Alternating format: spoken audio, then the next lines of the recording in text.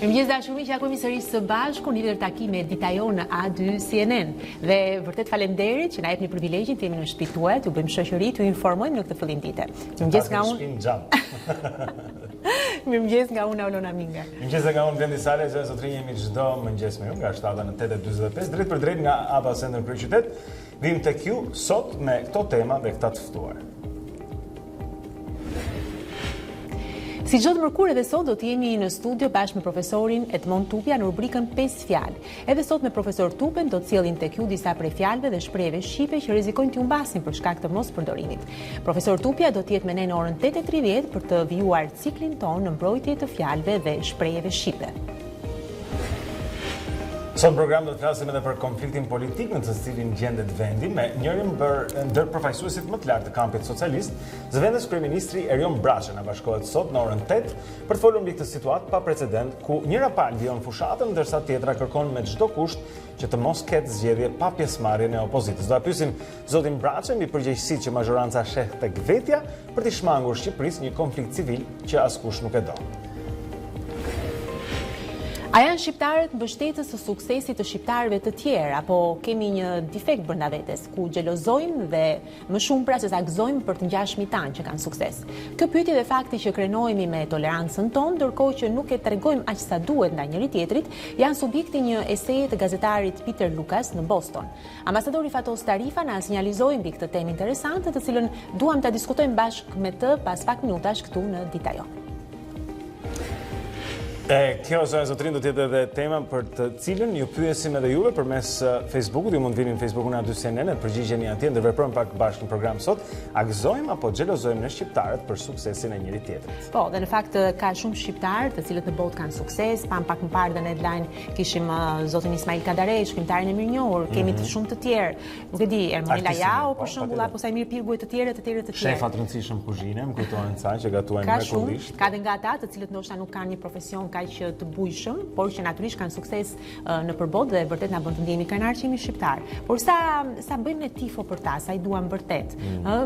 Është marrë në këtë rast shkak nga Ismail Kadare, i cili vërtet është një personazh i suksesshëm, por që natyrisht edhe e ndan opinionin. Ka raste që mbështetet, ka raste që jo, por jo vetëm ai. Do kemi mundësi ta diskutojmë gjërësisht këtë temë, por ju pyesim, a gëzojmë apo xhelozojmë ne shqiptarët për suksesin e njëri tjetrit? Na shkruani në faqen e A2 CNN-it në Facebook. Shumë mirë, tani shkolla zonë zotrin që të marrim blogun e parë informativ këtu në A2 CNN. Ja japim linjën kolegut tonë Erion Dushi, i cili do të na informoj. E çojmë linjën atje.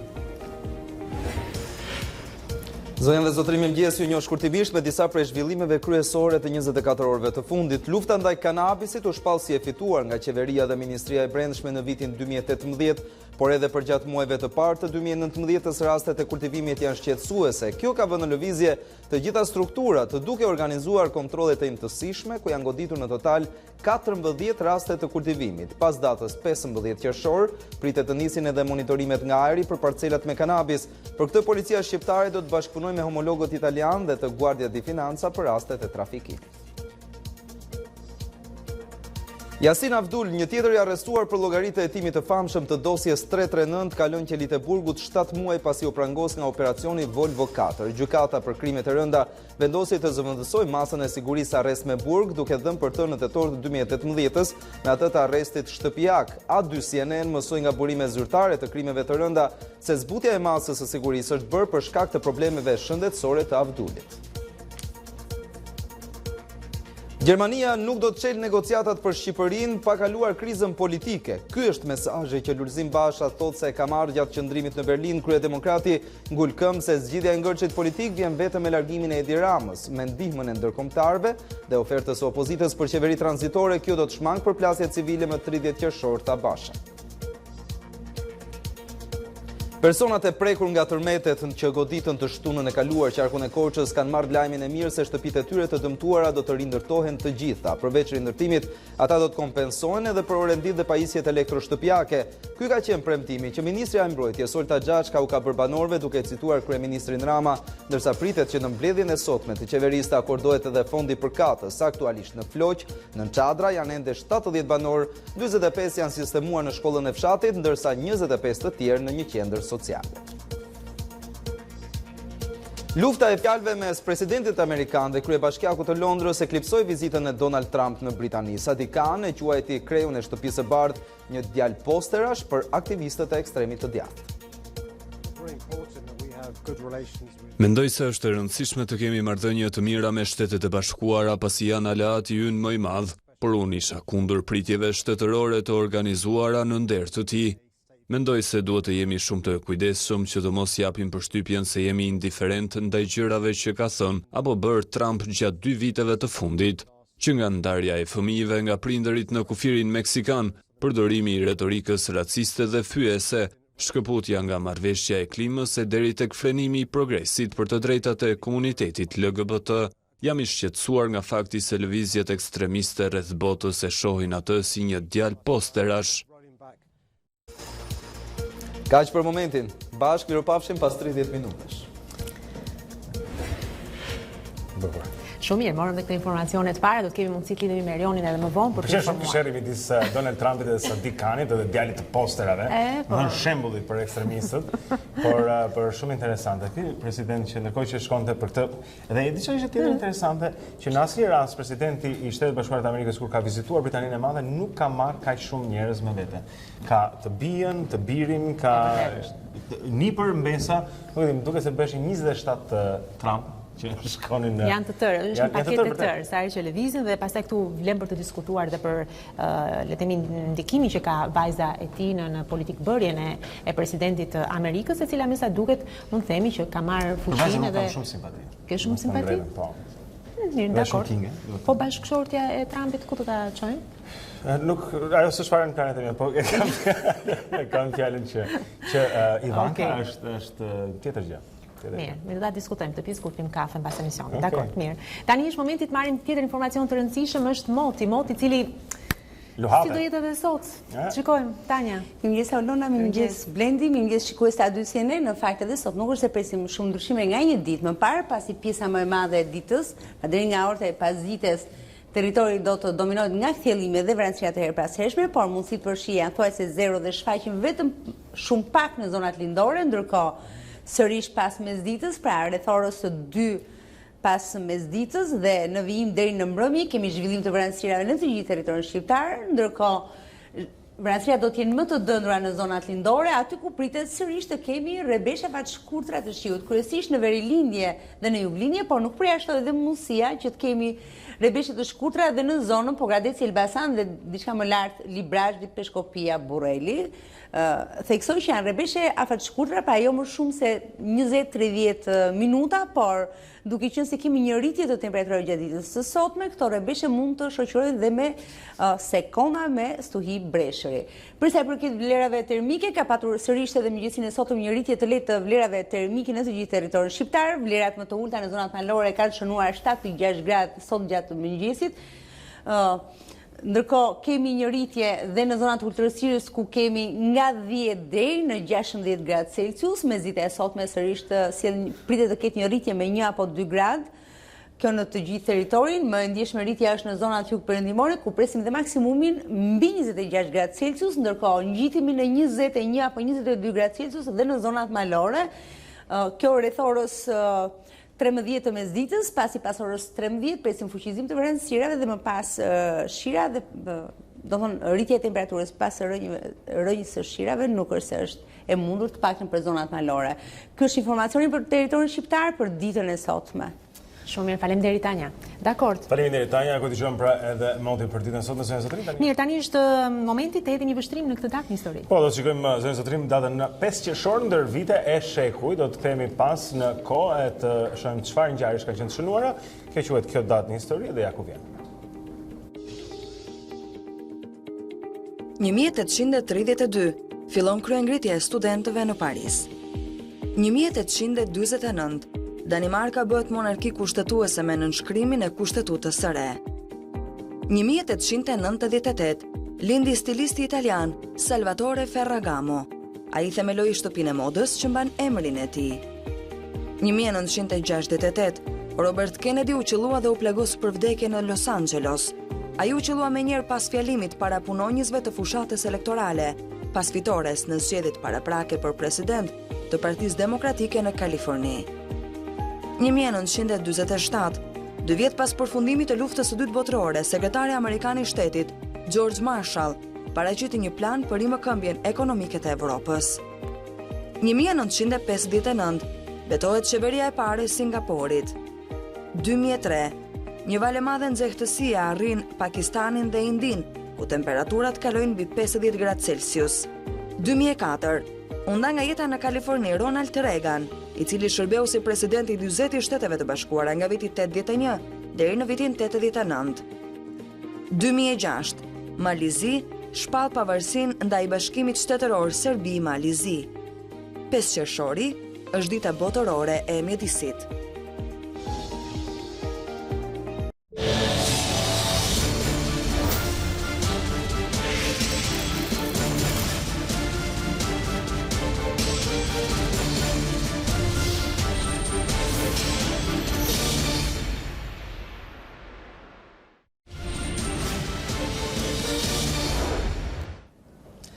Mirë se keni ardhur sërish në Dita Jonë, zonë zotrin, tani është koha për të parë disa prej titujve të mediave online, e do të fillojmë me faqen e televizionit tonë, është a2cnn.com. Po, ja ku e kemi dhe në qendër të faqes është pikërisht ky shkrim, kjo analizë, data e re për zgjedhjet. Ekspertët komentojnë mundësitë e presidentit. Pra, është kjo analizë që vjen nga Klementina Cenkollari, pra si shikoni ka pyetur ekspert të fushës për të përgjigjur, pra për të tentuar për të marrë një përgjigje dhe për të kuptuar se si mund të zgjidhet kjo situatë. Por ndër të tjera mund të lexoni gjithashtu Ilir Hoxholli, i cili ka qenë i ftuar mbrëm tek Endri Xhafo, pra ka qenë personazh i ftuar për Ballti, pra ish kryetari i komunitetit shtetëror të kulteve, ku ndër të tjera është shprehur se në Shqipëri ka racizëm islamofob. Dhe gjithashtu ai ka thënë se në Shqipëri, pra Islami po krijon një identitet. Dhe gjithashtu është përgjigjur dhe pyetja se çfarë simbolizon agjërimi, pra këto dhe të tjera kanë qenë mbrëm në qendër të vëmendjes tek Endri Xhafo. Po mund të lexoni gjithashtu nga politika, Basha. Berlini nuk çel negociatat pa u zgjidhur kriza.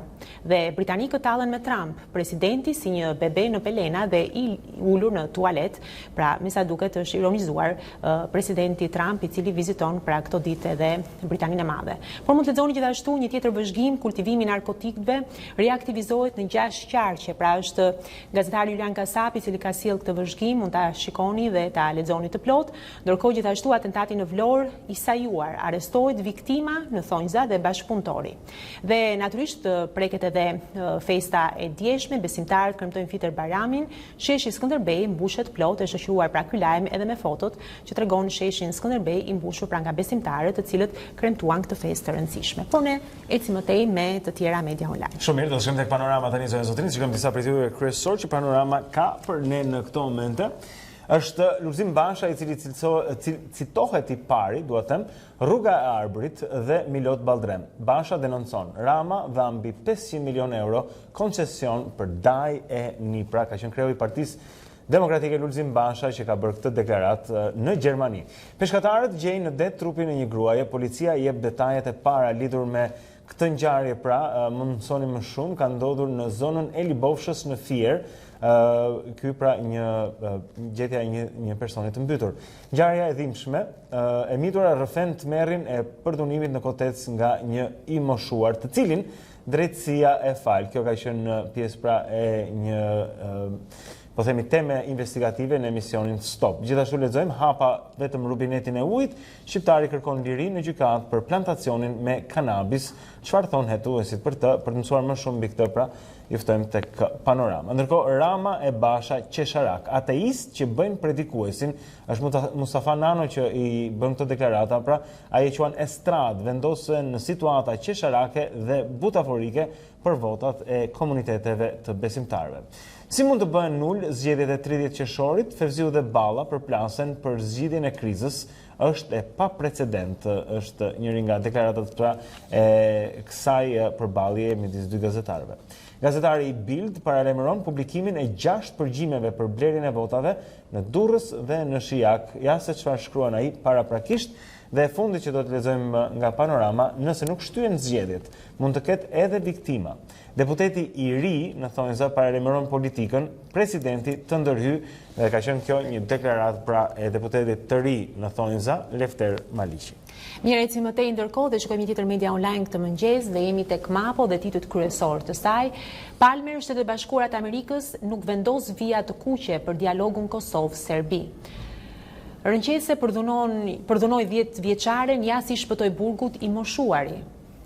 Këshilli i ambasadorëve nuk hape negociatat, ja shtetet kundër. Pra, është ky vëzhgim që vjen në Mapo, ndërkohë mund të lexoni gazetari Bild do publikoj dokumente për blerjen e votave.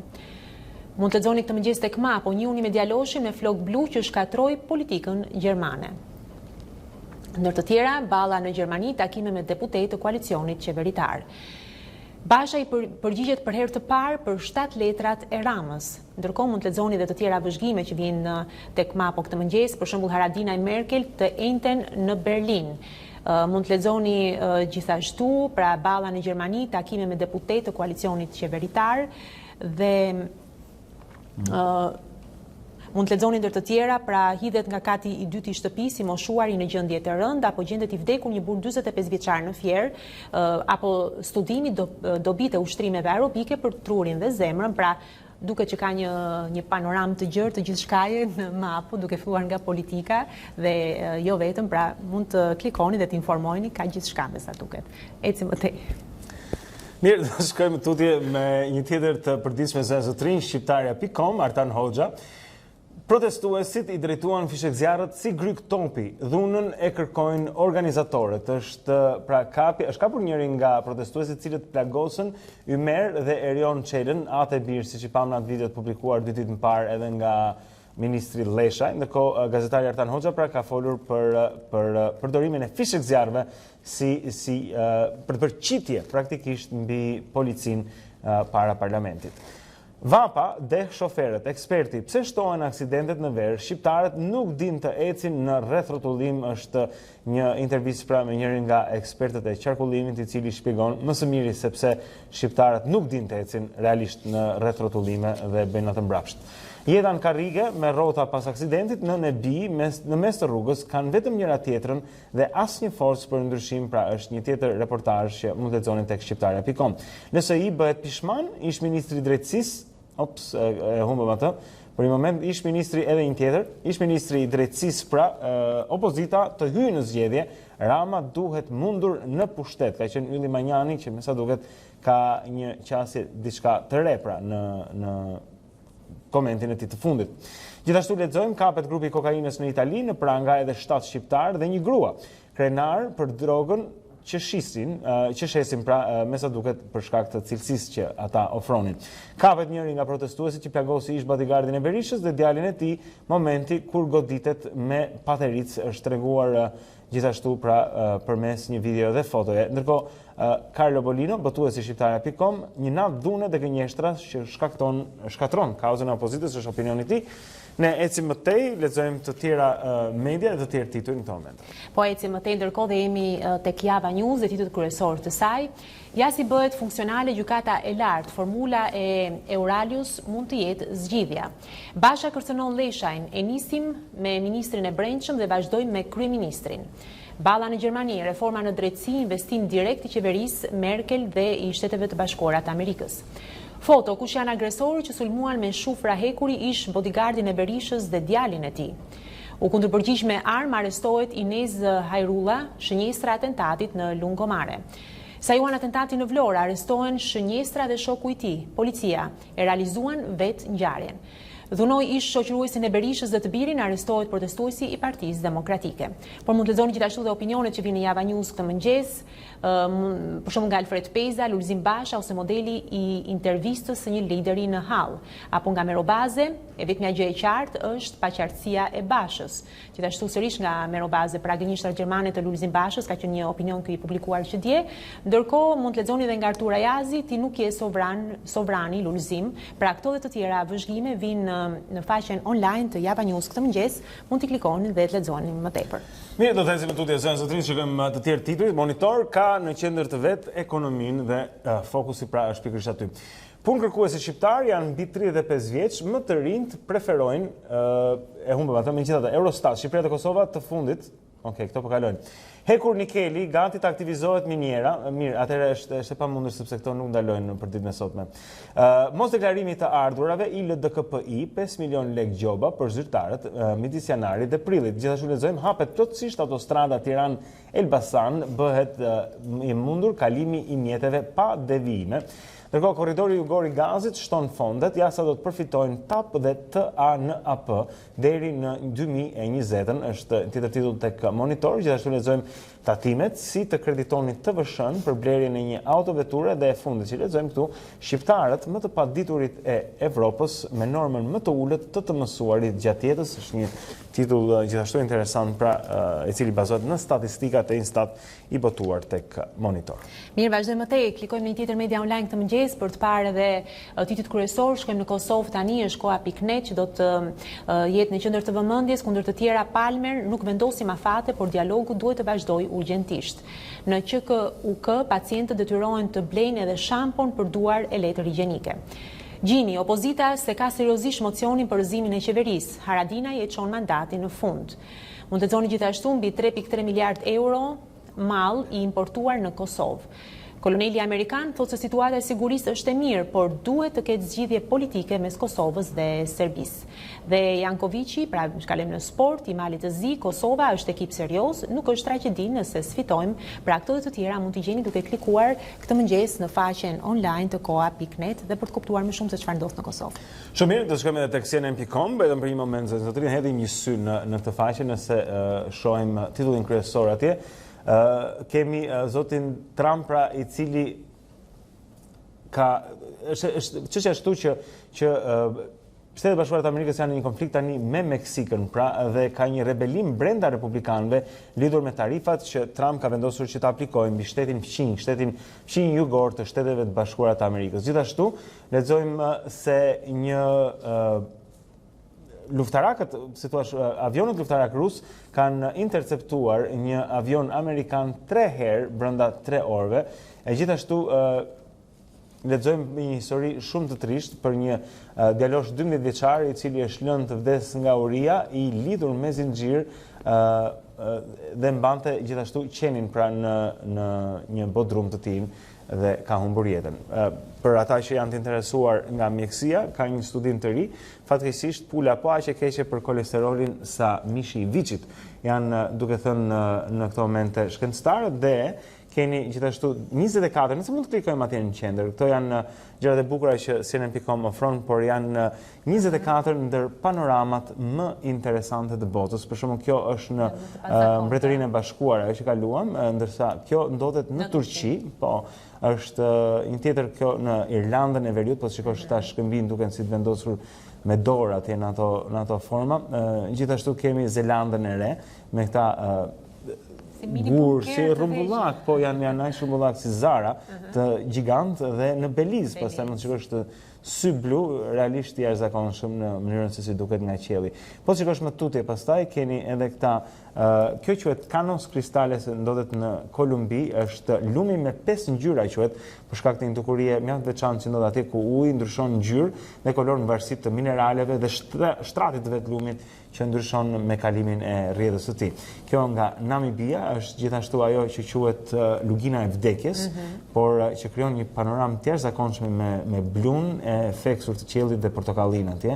E gjithashtu këto janë fushat, kodrat e çokoladës, po ndodhen në Filipine dhe janë 1268 kodra të ndryshme, cilat përdoren për ka dhe një histori atje që thonë janë krijuar nga lotët e tharë të një giganti i cili vuante nga dashuria, nga zemërthyrja në dashuri. Edhe kjo e shpjegon gjithmonë të gjitha. Kjo është në Havaj, njëra ndër krateret e vulkaneve atje, Kilauea quhet kjo, por është njëra ndër më të veçantat për tu parë, dhe në Australi këta janë liqenet e Kripës. Për shkak të situash për qëndrimit të lartë të Kripës në këto liqene formohet kjo rozë e jashtëzakonshme që e kthen një panoramë mjaft veçantë për syrin. Dhe e fundit që shikojmë, për tjerat pastaj mund të shkoni vetë zonën zotrin, por nuk ishte se si mos shkonim në Shtetet Bashkuara të Amerikës. Ky është një monument natyral atje, i cili është i shenjtë për shumë nga fiset e indiane amerikane, pra, dhe ndodhet në Wyoming, pra, në Shtetet e Bashkuara të Amerikës, quhet kulla e djallit, në qëra fjalla, dhe vërtet duket si një kull. Djalli nuk e di atje, por kull mjaft e bukur, monument mjaft i veçantë. Foto vërtet shumë interesante, ja vlen që të klikojnë edhe shikojnë. Natyrisht. Mirë, në rregull ishte gjithçka për se takon edhe mediave online këtë mëngjes, ulëm në shoqërinë e fotove të njëjtë më parë dhe ju kujtojmë që mbas pak do të jemi me ambasadorin zotin Fatos Tarifa për të folur për një temë shumë interesante, vërtet, sepse bëhet fjalë për një shkrim për një ese të gazetarit të njohur të Boston Globe, është pikërisht Peter Lucas, i cili ka analizuar paksa këtë sjelljen e shqiptarëve, sidomos ai e ka marrë dhe ka fokusuar tek Ismail Kadare, por që besoj ja vlen të generalizohet dhe ta shikojmë pak si fenomen. Ideja është pra, nëse ne jemi mbështetës e na bëhet zemra mal kur të tjerët arrin suksese, apo xhelozohemi dhe bëhemi të vegjël e duam që atyre të mos u ecin mbar, cila është në ne? Peter Lucas është kritik, po dëgjojmë edhe nga profesor Tarifa mbas pak në studio.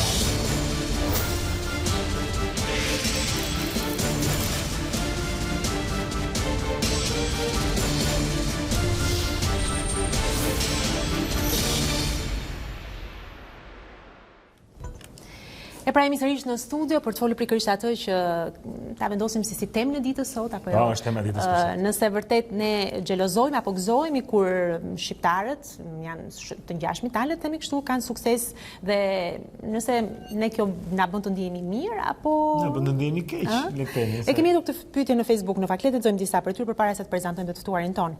Për shembull Ariani thotë xhelozia në këtë rast nuk është problem shqiptar, por është kudo në botë, ka të drejtë. Ndryshimi është që ignorantët dhe të paaftët ndjehen keq me suksesin e të tjerëve, ndërsa njerëzit që kanë intelekt i gëzojnë suksesit të miqve apo të njohurve, sepse mund t'i marrin ata si shembull dhe t'i kenë si pikë referimi. Hilda na ka shkruar thotë, nëse arrin të gëzohesh për suksesin e tjetrit, do të thotë se je i plotësuar dhe pa komplekse si individ. Fatkeqësisht në shoqërinë shqiptare janë shumë të paktë personat e tillë. Shumica pastaj është xheloz dhe përpiqen të të bëjnë gropën. Është çfarë Hilda mendon, por është një shprehje që vjen nga Bibla që thotë profetin asnjëherë nuk e duan në fshatin e vet. Megjithatë, ne do ta diskutojmë këtë temë bashkë me ambasadorin Fatos Tarifa, i cili na bashkohet sot në studio. Ai në fakt ka qenë, si thua, ngacmimi ynë për ta shtruar këtë temë për ju. Zoti Tarifa, mirë se keni ardhur. Mirë se kam vjedhur. Kënaqësi të bish në këtë emision gjithmonë. Kënaqësi të kemi mes nesh, vërtet. Dhe siç e tham të pak më parë, ne morëm shkas pikërisht ose më saktë na troqi vëmendja dhe opinionin që ju kishit shprehur në lidhje me një ese pra të Peter Lucas, pra gazetari Boston Globe, e cila titullohet Kadare dhe ura e Qabes. Pra ai bën një analizë mjaft interesante, duke që i njeh mirë shqiptarët në fakt, sepse këtë mund ta kishte shkruar dhe gjithkush nga ne. Po, sepse prindërit e tij janë shqiptarë të lindur në Shqipëri, edhe pse Lucas vetë është lindur në Boston. Sot duhet të jetë mbi 80. Një personalitet edhe ndër shqiptarët atje, por edhe ndër amerikanët. Patjetër, unë do të thoja sot në ndër shqiptarët e Amerikës Lucas është ndër figurat qendrore, edhe pse shumë modest, por është gazetari më i talentuar, ndoshta bashkë me Bill Kovac, një tjetër gazetar shqiptar i njohur në Amerikë, dy gazetarë më të njohur që kanë nxjerrë diaspora shqiptare atje dhe një dashamirës i Shqipërisë ka ardhur në Shqipëri mbi 35-6 herë nga viti 86 kur vizitoi për herë të parë dhe e ka njohur Kadaren personalisht në Tiranë, në Sarandë, në Paris, edhe më tej ka shkruar shumë mirë për të, sepse e ka çmuar si shkrimtar. Madje më kujtohet në takimin e parë, pasi lexoi faqen e parë të generalit të Shqipërisë vdekur, tha Hemingway, stili i tij, nga gjenia e tij afrohet atij shkrimtarit të madh. Prandaj them çfarë ai ka thënë në mbrojtjet Kadares dhe kundër vesit shqiptare për të çfarë çdo njeri të madh, është e saktë. Edhe pse ai e quan këtë si një pjesë të ADN-s së shqiptarëve që e urrejnë tjetrin, ato që ka sukses profetin në fshatin e vet. E vërtet. Pa ai e bën shumë të qartë, pra, e thotë shqiptarët ndoshta kanë një defekt genetik i cili i pengon që të gëzohen për suksesin e tjetrit dhe i bën që të flasin keq, përgojojnë, ngulin thika pas shpine. Në mendimin tuaj, a qëndron kjo? Unë e kuptoj sensin kritik të gjës, po si e shikoni ju? Patjetër që ai ka të drejtën atë që thotë, nëse është pjesë e kodit ton gjenetik, këtu do të shoh, nuk do të shkoj drejt. Edhe këtu po flas jo si ambasador siç prezantohet, por si një sociolog. Unë e shoh më tepër si një çështje të shkallës zhvillimit të shoqërisë sonë. Ne jemi ende një shoqëri jo shumë e kulturuar, jo shumë moderne, jo shumë e racionalizuar. Ne ende bazohemi tek lidhjet fare fisnore, tek lidhjet tek njeriu që njohim. Ai që njohim ka më shumë rëndësi se sa di tjetri. Dhe kështu është ndërtuar ato shoqëri. Dhe prandaj presim që kushdo që arrin një pozitë, kushdo që arrin një sukses, ta ketë arritur për shkak të tjetrit, për shkak të njohjeve, për shkak të lidhjes, për shkak të përkatësisë, dhe jo për shkak të aftësisë të tij. Dhe prandaj kritikojmë. Një rast tipik ka qenë në një bisedë dikur me një dy të njohur për një shqiptare tjetër të madhe të njohur në Shtetet e Bashkuara të Amerikës, Laura Mersini, nëse keni dëgjuar, një profesoreshe e fizikës teorike dhe astrofizikës në Universitetin e Karolinës Veriut. Ajo njihet për një teori origjinale të krijimit të kozmosit dhe kur e thoja këtë midis miqve thonë, "A më çka ka bërë? Kështu i bëjmë gjithë shqiptarët ne." Në të vërtetë është një shkencëtare vërtet. Janë të pakt. Por ne nuk i duam. Nuk i besojmë se mund të arrijnë sepse shumë prej nesh që zën pozita kyçe kur drejtojnë institucione të shkencës, të arsimit dhe të qeverisë, i dim se si kanë ardhur në ato pozita. Jo mbi bazë të meritave dhe vlerave të tyre. Në fakt, në tërë këtë analizë, shumë interesante dhe çka që duat ta citoj pak gazetarin Peter Lukas, i cili thotë kur flet për Kadaren, në fakt, në vend që me kënaqëri, pra për Kadaren e ka fjalën, ta ngrenë atë mbi supet e tyre shqiptarët, njerëz xhelozë të paaf do të preferonin ta ulnin dhe ta shanin këtë njerëz të madh. Kjo më bën të mendoj se mund të ndodhë që edhe kur Kadare të fitojë çmimin Nobel, atij do t'i bëhen nder dhe respekte më të mëdha jashtë vendit sesa në Shqipëri. Kjo ka ndodhur dhe në të kaluarën, kur Akademia Franceze nderoi Kadaren, duke bërë antar të saj, ambasadori i Shqipërisë në Paris, në atë kohë, Besnik Mustafaj, nuk dënjoi as të shkonte në ceremoninë organizuar në atë rast. Po, ja fjalë të Lukas dhe është një e thot Peter Lukas, episod i vërtet. Një episod i vërtet. Unë e kuptoj, ambasadori që duhet të jetë dhe është fytyra e shtetit, e inkombi në vendin ku ai është dërguar, nuk merr pjesë në ceremoninë kur i jepet një vlerësim kaq i madh shkrimtarit tonë më të madh, intelektualit më të madh të viteve të luftës periudhës pas luftës së dytë botërore. Mos harrojmë që në fillim viteve 90 të njëjtën gjë ka bërë ish ambasadori në Suedi, Kokalari më duket, i cili gjithashtu ka shkruar në letër që çmimi Nobel mos i jepet Kadares kur ky ishte në listën e shkurtër të atij çmimi. Unë ende nuk kuptoj dot pse. Pse ne jemi të them të mallkuar, dhe po e thonë se të mos e duam njëri tjetrin, mos ndihmojmë njëri tjetrin të hes përpara. Komentet që lexohet në Facebook nga dy prej bashkëpunëtorëve tuaj këtu ishin shumë pozitive dhe më vjen mirë që ka njerëz që e kuptojnë realisht që ka njerëz që duhen vlerësuar për të që bëjnë. Në fakt, gjithë ky debat nisi nga një postim që u bëra në përkrahje të Erion Velies në fushatin e tij, duke parë të prezantoj ekipin me cilët premton qytetarëve të Tiranës të realizojë planet që ka për 4 vite të ardhshme dhe thash, unë i besoj këtij njeriu, sepse kam parë çka ndodhur në Tiranë këto 4 vite, ndërkohë që pash çfarë ndodhi gjatë viteve 90. Tirana u shkatrua.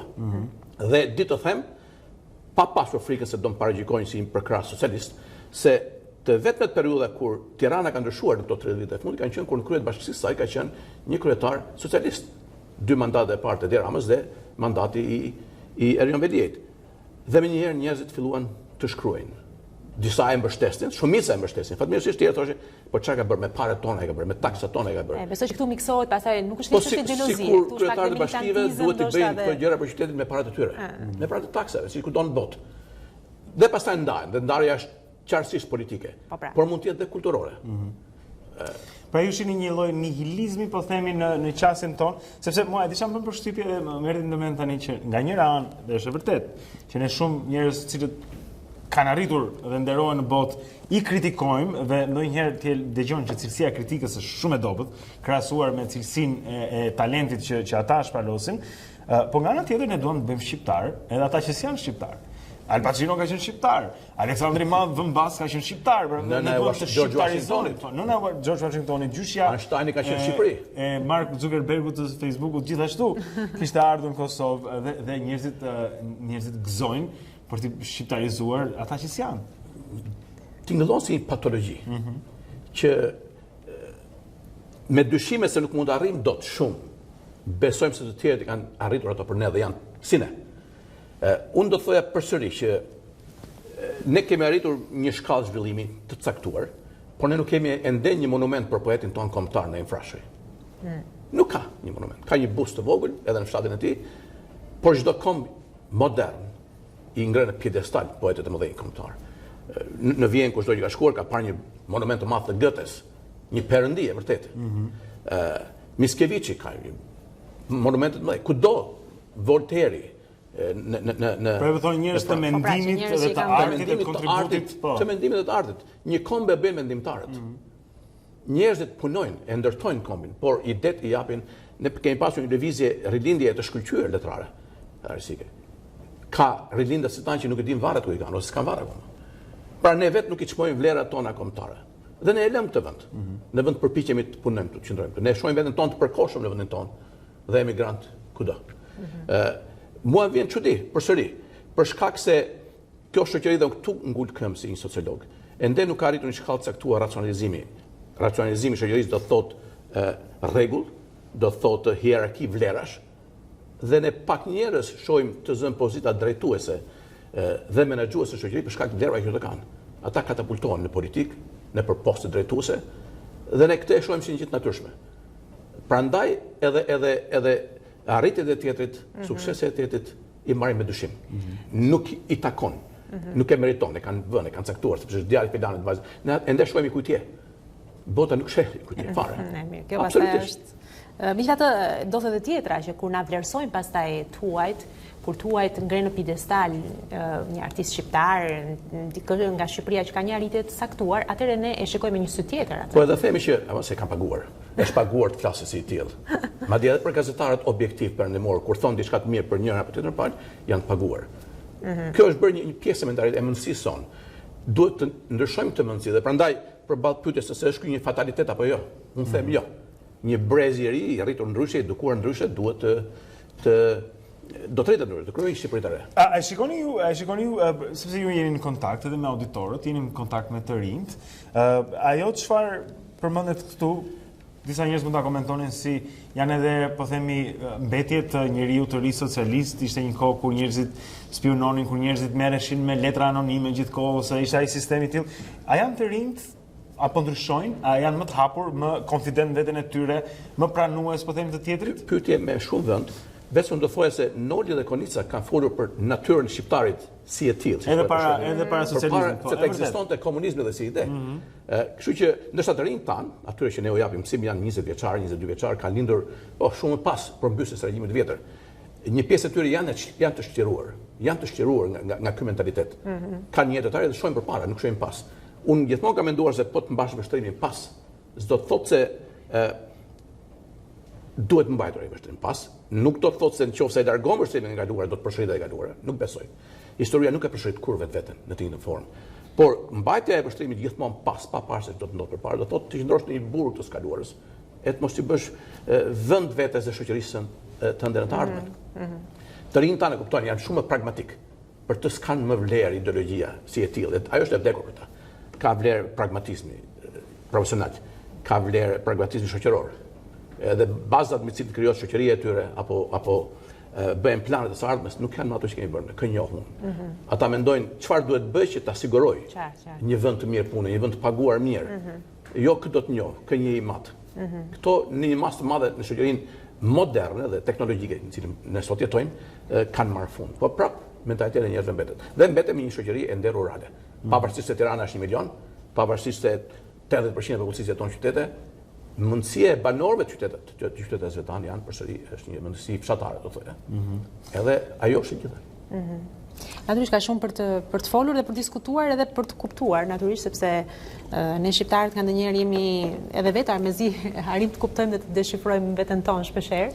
Por që kjo bën është pjesa jona, besoj, pavarësisht se gazetari Lukas e shikon ndoshta me sy pak edhe të një kritizeri. Po, është një kritizer që e do. Duket që ka një komenti një sociologe, pasi lexoj, ishte profesor, shumë dashakeqës më duket ky miku juaj. I them dashakeqës përse? Ai ka bërë për Shqipërinë, për opinionin dhe për imazhin e Shqipërisë së Shtetit Bashkuar, më shumë se gjithë politikanët tanë bashkë. Ai thot një të vërtetë. Edhe pse e vërtetë është gjithmonë çështë e vërtetë. I pa kompleksuar, për shkak se ai e do. Duke qenë vetë shqiptar. Patjetër. Duke qenë vetë shqiptar. Është sikur ne nga Vlora kritikojmë Vlorën për shkakun sepse na lejon apo të Pelena, sepse na lejon të qenit prandeja. Po ne nga Gjirokastë tregojmë anekdota për Gjirokastë sepse na lejon shteti. Dhe një këshill të fundit nëse mundesh, një këshill lidhur me këtë. Çfarë mund të bëni më mirë? Çfarë do ta ndihmonte pak? Unë do të thoj që njeriu duhet të shoh punët e tij. Të ketë sukses në atë që bën. Të krijojë lidhje të tilla miqësore që burojnë nga interesa jo thjesht meskine, interesa të çastit, po interesa më të gjera. Çfarë lidh kulturalisht? Unë po për këtë po thoj në një status tjetër që unë ndihem shumë më i afërt me mira intelektualë të tjerë perëndimor që i kam njohur në Amerikën, në Francën, në Hollandë, janë sesa me shumë pjesëtar të shoqërisë, secili sipërkas, me cilët nuk është lidh asgjë përveç se rastësisht që kemi lindur në një pjesë të globit dhe që flasim një gjuhë. Sepse meridianët kulturorë janë të tjerë nga meridianët gjeografik. Prandaj mund të jemi pjesë e një kombi, por kulturalisht jemi shumë të ndryshëm dhe brenda këtij kombi. E vërtet është. Mirë, ne vërtet ju falenderojmë sepse janë minuta vërtet çmuara kur flasim me ju dhe janë biseda shumë interesante, kështu që faleminderit që na bashkoheni. Faleminderit juve. Ambasadori Fatos Tarifa zonë zotrim për ta treguar se provinca nuk është një vend gjeografik, po është një situatë mendore. Kështu që ne do të shkojmë tutje tani të takojmë kolegun tonë Erion Dushi, i cili na pret në redaksionin e lajmeve. Do të kemi me Erionin lidhjen e dytë, bllokun e dytë informativ. Do të kujtojmë se pak më vonë këtu në studio kemi edhe zëvendës kryeministrin Erion Braçën, me cilin do të flasim pak për situatën politike dhe përgjegjësitë që shtrohen para mazhorancës në këtë situatë që është krijuar në politikën tonë. Por ama mos harroni që kemi edhe profesorët më tupen më pas, pra është emision që besoj do t'ju kënaqë në shumë aspekte dhe në shumë këndvështrime. Mirë, ecim tani kemi Erionin, po e kemi gati. Lidhemi sërish më mëngjes Erion me studion e lajmeve për të marrë dhe bllokun e dytë informativ. Linja për ty. Faleminderit. Ambasadori italian Alberto Cutillo tha se shtyrja e zgjedhjeve pa një marrëveshje politike do të ishte një gabim. Gjatë një takimi me disa të rinj në Shkodër, Cutillo vlerësoi se në situatën aktuale është e pamundur të thuhet cila do të ishte zgjidhja ideale. Shtyrja e zgjedhjeve presupozon që të ketë një marrëveshje politike, por deri më sot nuk di që të ketë një të tillë. Të shtyr zgjedhjet pa arritur në një marrëveshje do të çonte në një pjesëmarrje më të gjerë në zgjedhjet e tjera. Ndoshta do të ishte gabim. Pasi të shkosh Qorazi e të bësh një ndryshim të kushtetutës, do të ishte, siç themi ne në italisht, një arnë më e keqe se e grisura. Ndaj mund të mos ishte zgjidhja e drejtë, por kjo nuk mund takon mua ta sugjeroj.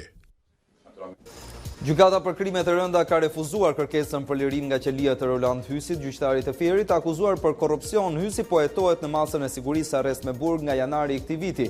Ai u arrestua pas publikimit në një program investigativ të videopërgjimit ku shfaqej të kërkonte rishfet dhe favore seksuale nga një prej palëve në një proces gjyqësor. Rruga Tiranë-Elbasan është hapur plotësisht për qytetarët. Sipas autoritetit rrugor shqiptar, duke nisur nga dita e dieshme, ky aks rrugor do të jetë i aksesueshëm për përdoruesit në të dyja korsitë e tij. Vonesa erdhi si pasojë e kushteve të këqija atmosferike që nuk lejonin punimet për shtrimin e asfaltit, sepse 17 maj ishte përcaktuar edhe si afati i fundit për përfundimin e punimeve. Shqiptarët sigurojnë automjetet, por jo shëndetin dhe jetën. Këtë tregojnë statistikat e 4 muajve të parë të vitit. Shqiptarët paguajnë sigurimin e jetës kryesisht vetëm në rastet e kredimarrjes, kur është i detyrueshëm dhe jo se e kanë kulturë. Sipas të dhënave, tregu i sigurimeve është rritur me 8.3% krahasuar me vjet, mirë po peshë më të madhe zën sigurimet e makinave. Jennifer Lopez shpallet ikone modës. Të gjithë syt ishin tek ajo kur parakaloi në tapetin e kuq të ceremonisë së Këshillit të dizenjatorëve amerikan. 49 vjeçaria u nderua me çmimin prestigjioz të ikonës së modës në eventin ku morën pjesë yjet e botës së spektaklit. Ceremonia e çmimeve që vlerëson më të mirët në këtë fushë konsiderohet si Oscari i modës në Shtetet e Bashkuara të Amerikës. Ishte e gjithçka mbi informacione. Faleminderit për vëmendje dhe mirupafshim. Faleminderit për Jennifer Lopezin. Ne kthehemi tani zotrin në programin tonë, shkëlqyshëm me këto lajme, çfarë forme që ajo vajzë e përjetshme ofron.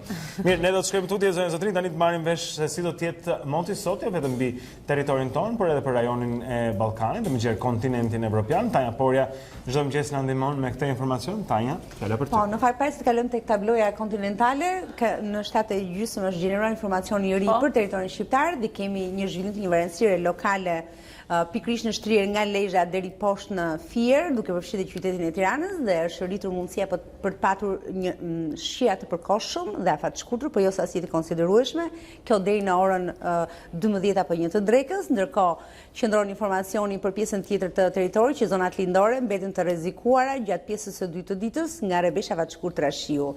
Kalojmë tek tabloja kontinentale.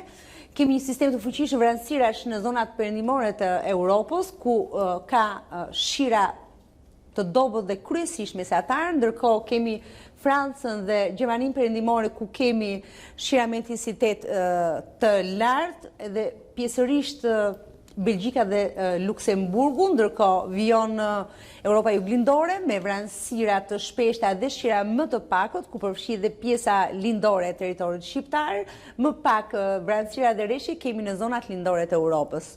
Vijon Europa qendrore kryesisht, por edhe Gadishulli Iberik tjetë kryesisht me kthjellime dhe vranësira të shpeshta, por pa reshje, përjashtuar vetëm shtrirjen veriore të Gadishullit Iberik, ku gjatë ditës së sotme do të ketë reshje shiu. Përsa i përket vlerave termike, ka një rritje të temperaturave në të gjithë në 90% të kontinentit do të thoja, ndërkohë pikërisht në zonën ku po kalon sistemi vranësirave ka një rënje të temperaturave me të paktën 3 gradë. Maksimumi në kontinent mbetet diku tek 35 deri në 36 gradë Celsius. Shohim afrimin në një mase të nxehtë ajrore nga veriu e Afrikës, që jo vetëm kap një pjesë të mirë të Europës jugore, por do të ngjitet deri lart në Europën qendrore dhe deri në veri, ku presim që edhe Skandinavia dhe Europa verilindore të shënojë temperatura të cilat nuk janë normale për këtë muaj të vitit, madje edhe gjatë verës temperaturat të tilla nga 28 në 30 apo 32 gradë Celsius në zonat veçanta, është një anomali termike. Temperaturat të tilla në zonat skandinave, por edhe në verilindjet e Europës shënohen njëherë në 50 apo njëherë në 100 vjet. Krejt ndryshe është situata termike për Europën jugore, ku temperatura 28, 30, po edhe 34 apo 35 gradë Celsius janë krejt normale për muajin qershor në vendet mesdhetare, por edhe përgjithsisht në të gjithë Europën. Ky është informacioni për kontinentin, por edhe një rifreskim informacioni për territorin shqiptar. Faleminderit Tanja, shumë mirë, ja u informuam qoftë për Shqipërinë edhe për rajonin, ndërkohë tani përpara se të kalojmë te studio lajmeve, mbasi është mirë të hedhim një vështrim mbi trafik apo jo. Po, do shkojmë shumë shpejt. Po, ora 7:56 minuta, besoj ka do ketë filluar dhe lëvizja, të shikojmë të si paraqitet trafiku në këtë mëngjes në kryeqytet, nëse ka lëvizje apo jo, e shikojmë ardhmë, po me sa duket. Po.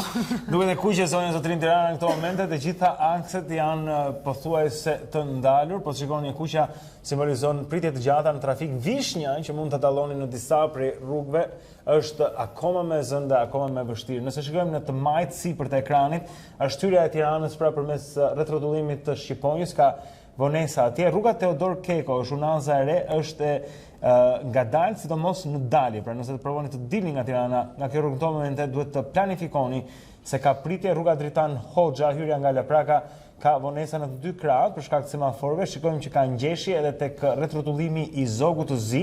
Janë të ndikuar të dy kryqëzimet, si ai 21 dhjetorit, ashtu edhe tek bloku Vasil Shanto, mund të prisni atje për ngadalësime në trafik. Gjithashtu mund të shikojmë se rruga e Elbasanit në jug të qytetit, duke nisur nga qyteti Studenti, zona e varrezave të dëshmorëve, deri tek semafori ku pritet me Unazën, ka trafik të rënduar. Gjithashtu në Unazën e sipërme do të shikojmë zonën nga stacioni i trenit deri tek tregu industrial që ka ngarkesë. Kjo ndikon edhe rrugën Siri Kodra dhe gjithashtu rrugën e barrikadave. Duhet themi dhe se rruga e Dibrës, zotrinj, është ngadalë në pothuajse të gjithë gjatësinë e saj, duke nisur nga stacioni rajoni policisë numër 4 lart në Kino Studio deri tek pritja e saj, pra prerja e rrugës së Dibrës me rrugën e barrikadave te Nëntkaçet, siç i quajmë. Pra Tirana në këto momente është e ngarkuar, rruga Hoxha Tasim dhe Unaza e poshtme në bulevardin Jean d'Arc, gjithashtu me trafik të rënduar, siç ngjyrat e pasqyrojnë. Kjo është çfarë mund t'ju themi për trafikun në kryeqytet tani që ora është 8:02 minuta.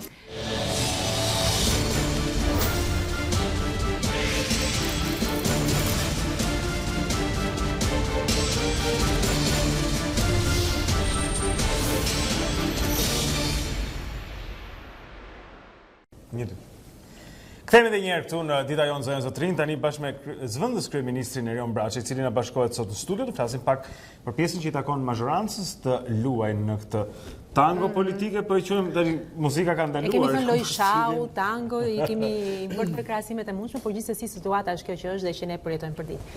Mirëmëngjes, faleminderit që jeni me ne, natyrisht tash besoj jeni në fushat. Jeni në fushat. Kështu që çdo ditë duhet filluar nga ora 4:01 minutë. 4:01 minutë. Mëngjes, mbas ditës. Pra. Partia, po flas për vete nga ora 4:01 minutë e mbas ditës. Bashkë me gjithë pjesën tjetër që kërkon të bëjë fushat elektorale. Kurse partia natyrisht është që nga ora e herë dhe mëngjesit është në fushat elektorale. Jemi në këtë situatë apo? Ju ndërkohë keni filluar fushatën, ndërkohë opozita po proteston. Po afrohemi tek 30 qershori. Si do shikoni? Mos e shikoni si protestet e opozitës, shikoni si fushat. Unë vazhdoj të jemi bindur që Lulzim Basha po bën fushat në gjithë territorin e vendit. Nuk po bën, po motivon partinë e tij, është në drejtë në vet e tjerë me radhë, dhe natyrisht po bën fushat. Ato turet që bën që kujtojnë vitet 90, 91, 92 me karvanët e makinave pafund të tjerë me radhë, ai është stili i tyre. Nuk mund të. Po fushat për çfarë? Ata nuk kanë më kohë dhe duan të hyjnë tani në zgjedhje. Nuk mund të ndrojmë stilin në këtë pjesë, vazhdojmë po prapë me atë idenë që kanë pas atëherë për t'ia risjellë këtyre që janë të rinë tani. Po bën fushat. Flet për tatime, flet për taksa, flet për biznese, flet për bujqësi, pavarësisht si një fare. S'ka lidhje fare me territorin, po fushat po bën. Në krahun tjetër me ato bombat, kapsollat, molotovët e tjerë me radhë, po motivon partinë e tij. Atë pjesë partisë tij që është stoike, i qëndron Partisë Demokratike që nga 92 deri tani, kanë të njëjtin, edhe ata kanë të njëjtin stil. Dhe vazhdojmë me të njëjtën mënyrë. Kështu që fushat është ai, fushat jemi edhe ne. Ju jeni fushat në zonën e Lushnjës. Në zonën e Lushnjës. Kush është përballë jush kandidat, cilin do duhet mundi ju në Lushnjë? Populli. Përballë nesh, kundërshtari është populli. Ju s'keni kundërshtar në Lushnjë? As e di fare këtë pjesë dhe me thënë drejtën, nuk më intereson fare se kush është përballë, sepse në asnjë palëzjedhje nuk nga interesuar se kush ka qenë përballë. S'jam marrë kurrë. Edhe në Berat, edhe në Lushnjë nuk jam marrë kurrë me kundërshtarin. Është garë, zoti Braçi, kështu i do ta dish. Flasim për garën në shtëpi historik. Me që kemi përballë, më pyetet për përballë, unë po them që s'më intereson fare se kush është përballë. Ka qenë kështu. Që nga 96 e këtej nuk ka bërë përshtypje se kush ka qenë kundërshtari i përballë etj më radhë. Sfida është me njerëzit, sfida është me popullin. Edhe dje 5 takime, 6 takime që kemi bërë njëri pas tjetrit në atë territor, njërin krahun tjetër të Lushnjës vazhdonin kolekte të tjerë. Edhe dje përballë kishim njerëz që një pjesë vlerësonin, një pjesë kritikonin, një pjesë ishin pak kënaqur, pa asnjë lloj diskutimi, dhe që natyrisht kërkonin akoma më shumë gjëra për territoret e tyre, për përmirësuar punën dhe për përmirësuar cilësinë e jetës. Ky është kundërshtari, mendoj unë, që kam unë përballë.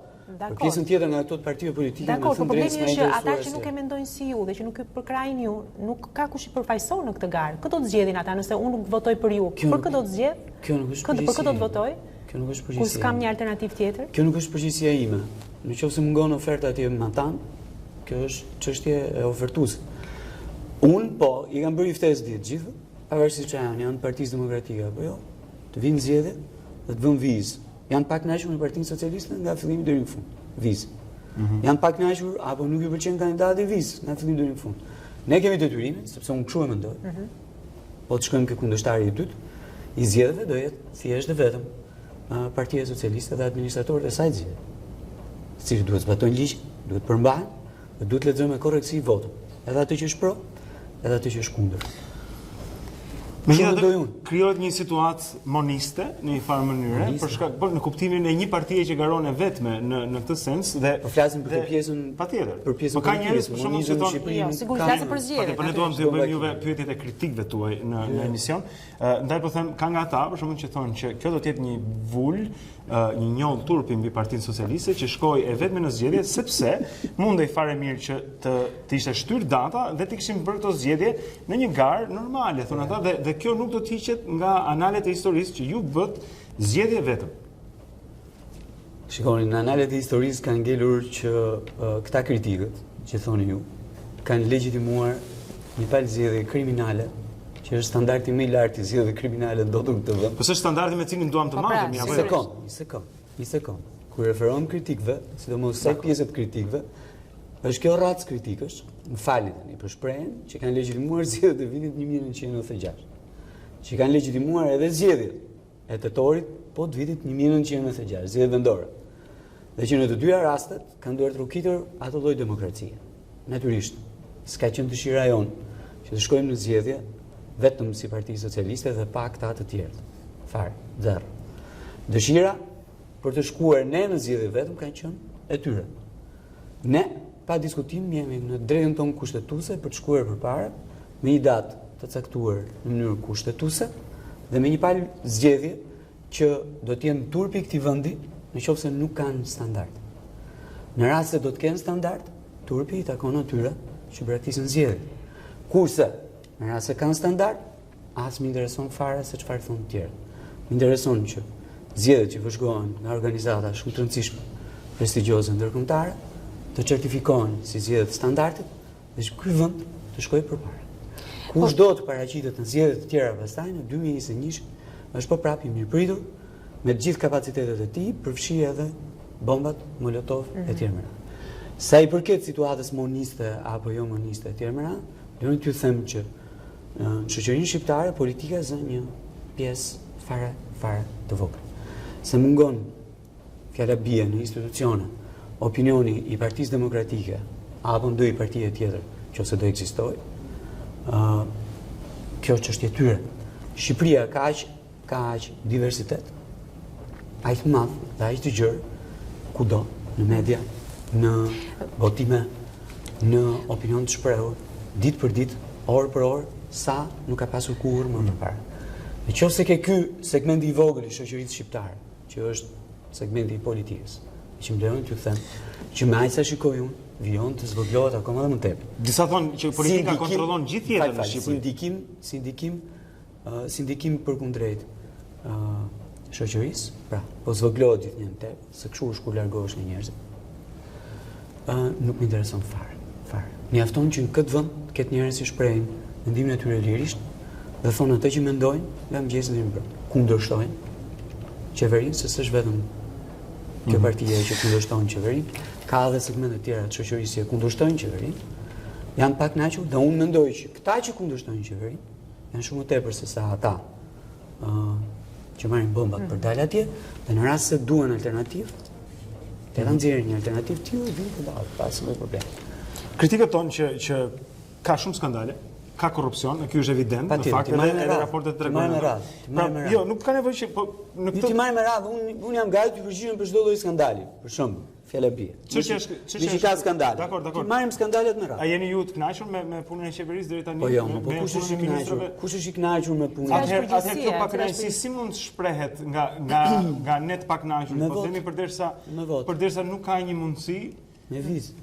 Si që thash. Po, zoti Braçe, ju jeni njëri politik, unë e di që ju doni ta mundni një kundërshtar, doni të fitoni mbi dikë. Këto palëzjedhje askush s'është përballë. Po sigurisht dhe e konfirmoj këtë, po s'keni kërkën përballë. S'keni kërkën se këtë mund dhe unë nuk kam se këtë zgjedh, veç jush në fletën e votimit. Kjo është tërës. Jo, keni drejt të zgjidhni që të më hiqni mua. Po këtë vend. Pa atëherë unë nuk zgjedh. Unë vetëm që zgjedh. Tani mua më vjen keq, nëse ju prisni që t'ju përfaqësoj një parti politike që ikën nga zgjedhjet. Kjo është histori tjetër. S'është përgjegjësia ime. Në fletën e votimit keni alternativën, ose votoni pro, ose votoni kundër. Atë është një garë që patjetër, kurse për mua ja u thash edhe një herë tjetër. Unë nuk shikoj kundërshtim. Të çan zemra për një garë. Fal. Unë nuk shikoj, po ka garë në këtë vend. Për shembull, doni t'ja u them një garë? Gara me tregjet. Në atë zonën time është një garë shumë interesante se kjo gara politike. Dhe nuk po flas me tregun brenda, tregun vendas, se ti më apo me tregun grekat e poshtë, maqedonat, pse jo dhe turkat atje më tan, pavarësisht se janë tregje shumë të mëdha se ne, edhe se sa ata bujqit. E mirë. Gara prodhimesh pra. Po natyrisht është një kompeticion shumë i rëndësishëm, pse se çon të ardhurën në shtëpitë e atyre njerëz. Kurse kjo gara për cilën ftoni të flas, kjo është një garë që nuk çon asnjë gjë atje. Po është një garë ku çon shqetësim, ja po ju them unë. Çon një shqetësim pikërisht në aspektin e panikut që mund t'i çojë atyre njerëzve. E dini që çdo familje atje në Divjak ka investuar nga 6 deri në 10-12 milion lek tek gazet me shelqit. E dini që gjithë secili e ka mendjen jo ke zgjedhjet që kemi ne me 30 qershor. Dhe kjo është sfida. Si ti çojmë ata njerëz në zgjedhje. Po e ka mendjen do marri 15, 16, 17, 18 milion nga ngastra që kanë mbjellë aty me shalqeve. Ky shqetësimi që sjell politika atje. Ndërkohë që ata duan politikën që t'u shërbejë, siç u shërbeu me 1 janar, që hoqi të vëshën të gjitha inputeve bujqësore, duan t'u shërbejnë që të marrin të ardhurat në Patjetër, por ama ne tani nëse politika, më fal Olona. Nëse politika largohet nga kjo gjë, kjo është histori e politikës. Kjo nuk është historia e atyre njerëzve. S'kam pse ta vuajnë ata njerëz ndikimin e kësaj lloji politike. Si nga ana ime, si nga ana e atyre që ju quhen kundërshtarë, që unë si shoh fare. Dakor, por në këtë garë, në këtë fushat që ju po bëni fushat për një garë që e keni që tani të fituar. Sepse të fituar e keni, sepse ju jeni përballë vetes tuaj, po e bëni garën me veten tuaj. Dakor, në 61 bashki. Por nëse fitoni kush do fitoj? Kush do fitoj? Po e shkon gabim. Unë nuk shkoj atje për të mundur veten. As për të mundur dikë tjetër. Të shkoj atje për të bindur njerëzit. Po shkoj atje për të bindur njerëzit. Po nëse nuk i bin njerëzit, çfarë do bëjnë njerëzit? Do mas me votë. Kë kanë alternativë tjetër për të përveçuar? Po patjetër më votojnë kundër. Po pse duhen hedhur? Megjithatë, kjo është për pushtetin vendor, që është gjithashtu shumë e rëndësishëm, do krijohen këshillat bashkiake që për 4 vitet e ardhshme do duhet qeverisin qytetet, komunat tona dhe nuk do të ketë aty përfaqësues të opozitës, që do të thotë që do të jenë të mangët. Që t'ju them, në këtë njësinë që mbyloj unë, të Divjakës dhe pastaj edhe një pjesë të Lushnjës që prapë mbyloj unë, ka pafund shëlltarë që janë përfaqësues të atyre territoreve, që janë njerëz që kanë dalë në zona, kanë marrë firmë, kanë hyrë, janë në garë, siç ka edhe përfaqësues të partive opozitare që po mbledhin votat, e së djathës, më thënë drejtë, marrin vota nga e djathtë. Ti shikojnë, do t'i mbledhin dhe do jenë në këshilla apo jo. Nga çka kam parë unë gjithmonë në zgjedhje lokale, ka pas pa diskutim dhe përfaqësues partive të vogla, siç ka pasur edhe përfaqësues të grupimeve të pavarura që kanë hyrë në zgjedhje dhe janë bërë këshilltar. Për shembull, Këshilli Bashkiak i Divjakës sot është shumë heterogjen. Edhe sot që flasim, pa lënë mandatin akoma. Pse? Se gjithkush ka vajtur e ka marrë votë. Megjithatë, ideja është që 30 qershori ka pasojë të cilat zgjasin të paktën 30 vjet, por shikojmë në këto imazhe këtu edhe 4 vjetet e ardhshme. 30 qershori dhe thash lapsus. Për 4 vjetet e ardhshme. 30 qershorës duhet ta harrojnë njerëz. Por ideja është këtu. Nga ana tjetër opozita do të bëjë protesta. Të shtunën është lajmëruar një tjetër protestë, ajo që pam të shtunën e kaluar, të dielën e kaluar kishte policinë në shënjestër të fishek zjarreve të protestuesve atje, pamje jo normale, natyrisht dhe jo e pranueshme që të godasësh policinë. Nuk e pranoj. Tani jo në cilësinë e drejtuesit të Partisë Socialiste, por në cilësinë e zëvendës kryeministrit. Qeverisë i vendit natyrisht nuk mund ta quajë pamje normale. Jo, i thash pamje jo normale. Pamje jo normale. Ai është akt kriminal. Absolutisht, por do të shënjestrosh policinë, ai është akt për të marrë jetë. Pamje jo normale. Por nëse këto pamje jo normale në një formë apo në një tjetër përsëriten në 30 qershor, çfarë mund ndodhi aty? Nuk bën vëk.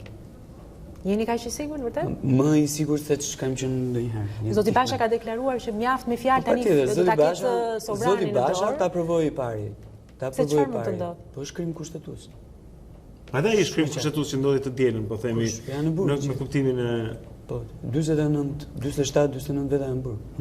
Edhe do dënohen për një akt shumë të rëndë. Janë shtuar edhe ca të tjerë që kanë sulmuar ca protestues me leva të tjerë me radhë dhe ata akuzohen për plagosje të rëndë dhe natyrisht për ishte të rendit dhe qetësisë publike. Kështu që po shkojnë gjithë, ligji po shkon. Me që jemi këtu. Dhe secili po ndjek ligjin pas. Për çdo akt që bën vet. Për çdo akt që bën vet.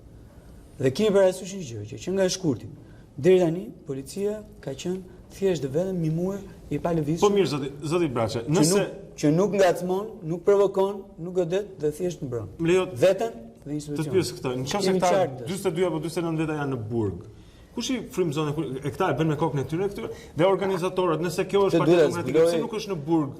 Po themi Këshilli Basha apo Gazmendani. Jam fal. Këtë duhet ta zbuloj prokuroria. Se duket sikur ka një standard për politikanët, një standard për qytetarët. Blendi. Ju si vëzhgues atje natyrisht që e shihni fare mirë se ç'ndodh. Tani, mos më kërkoni mua përgjigje pse janë burg ata. Unë jam thjesht dhe vetëm zënës kryeministër. S'kam asnjë lloj atributi për kundrejt. Organeve tjera ligjzbatuese, as ke policia e shtetit po doni. Organeve ligjzbatuese të mbi gjitha organeve që bëjnë drejtësi, prokurorisë dhe gjykatës. Kështu mendoj unë që duhet funksionojë shteti. Janë organet pavarur dhe duhet bëjnë drejtësi. Po patjetër, këtë standardin e dyfisht edhe unë e kam bërë. Që prokuroria merret me ata që lëshojnë zbatuesit, predhat e tjerë, merret dhe nuk merret me ata që janë frymëzuesit e kësaj. Ka qarkulluar 2-3 foto nga protesta e ditës shtunë ku janë në mes drejtuesit policisë si qytet se është pikë ky statusi i ish deputetit. S'ka status i ish deputetit. Ish deputeti është qytetar. Kaq mbaron këtu historia. Ka ish deputet Partisë Socialiste dush që sillen si qytetar lart e poshtë. Edhe ky statusi që unë jam ish deputet, shajt ty me nënë me motor, pavarësisht se ti je ministri dhe je në krye detyrës atje në spitalin ushtarak apo në spitalin e traumës, ti je drejtori i përgjithshëm i policisë së shtetit. Ti je drejtori i përgjithshëm i policisë së shtetit brenda godinës së policisë së shtetit, jam radhë unë sulmoj atje. Është një status që nuk ekziston. Dhe natyrisht secili prej tyre duhet përballet me ligj. Dhe natyrisht edhe mund të bëj përshtypje që ai që është organizatori ose që nënshkruan atje si përgjegjës për gjithë protestën nuk është shkruar asnjëherë në prokurori. Ky ç'është një bardh. Që normalisht duhet trajtohet njësoj si çdo kush tjetër që kryen vepra penale dhe kriminale, urdhëron, shkojnë. Si katyusha duken ato. Si katyusha që shkojnë ballë për ballë policisë dhe që në fund fare i bien edhe njëri tjetrit. Zoti Braçe, jemi këtu. Zonja Spiropali ka deklaruar që opozita është në kërkim të një viktime apo të heronjve në këto protesta që bën. Ju e ndani këtë mendim? Patjetër. Pra mendoni vërtet që nga ne s'do ta kenë kurrë një viktim. S'do ta kenë kurrë. Unë jam munduar ta shpjegoj. Edhe këto historirat e ca palaçove që bëjnë analistin, kështu që analist. Bëjnë analistin për televizionet të mëra që shohin plumbin e ta. Mos ta vazhdojnë këtë histori. Policia që kur del nga kazerma, del me proces verbal. Del parë. Shkon në vendin e shërbimit parë. Monitorohet gjatë gjithë kohës, jo vetëm nga ne, por edhe nga ndërkombëtarët, 2 misionet, Euralis edhe ICTAP, aty në territor, ose BE-ja gjithashtu, e monitoron aty policinë. Natyrisht që shërbimi i kontrollit brendshëm policisë shtetit dokumenton me pamje. Që ta kenë qartë, se mos u shkon mendja për këtë gjë tjetër. Dokumentojnë me pamje filmike të gjithë sjelljen e policisë, nga fillimi deri në fund. Dhe në çdo rast pikërisht dokumentohet ky fakt. Por po thoni që janë parë. Dhe në fund fare edhe kur kthehen nga gazerm, pas aktivitetit, prapë me proces verbal, dorëzojnë shkopën e gomës, anojnë sen tjetër maskën kundër gaz, e tjerë me radhë që i dorëzojnë atje. Dhe nuk ka, është dokumentuar sjellja e policisë shtetit nga A-ja deri ke Z-ja. Dhe kush e kërkon një viktim nga ne, nuk ka për ta gjetur. Ta harrojnë. Nga ne nuk do gjejmë viktim. Nuk jemi ne ata. Si jemi? Nuk kemi qenë kurrë dhe nuk do jemi këta. Nëse do ketë viktima, janë këta përgjegjësit dhe jam i bindur që ta kenë brenda vetes tyre. Tentuan të thoshin që ai u plagos me plumb nga policia e shtetit. Doli që ishte preda e tyre. Tentuan të thoshin që i qelloi policia me qyt. Doli që ishin levat e tyre. Levat e tyre, lev në kokë, atij zotërisë atje, që ishte pjesë në protestë. Dhe për shkak se ka dhe media. Dhe këtu vim ka ajo pjesa që jo më ka diversitet tu sa dush. Nuk është monizëm. Për shkak se ka dhe media ta harrojnë se do ndodhi gjë. Që nga 21 janari e këtej, për shkak të edhe të medias, nuk ka gjë që nuk zbulohet në të vend. Zbarret. Mund të vënoj 3-4 minuta, 1 orë, 2 orë, 3 orë, gjysmë dite, etj. Po e vërteta del në fund fare. Kush e tenton viktimën nga ne, natyrisht që do jetë përgjegjës deri në fund. Do përballet me ligjin deri në fund sepse ne nuk kemi ndërmend të shkaktojmë viktima nga masa e tyre njerëzve që e kundërshtojnë qeverinë. Janë në drejtën e tyre ta kundërshtojnë deri në momentin që nuk shkelin ligjin. Në momentin që shkelin ligjin, pastaj merren organet e tjera. Secilin prej tyre mund të jetë viktim ligjore, mund të jetë viktim e akteve të veta në kundërshtim me ligjin, po viktim nga ne, nga kjo qeveri, nga ato forca policie të tjera nuk do të gjejnë. E tentojnë kot, e provojnë kot, nuk do të ketë. Është vendim që kemi marrë ne. Nuk përzihemi ne në tilla histori. Ta harrojnë këtë gjë.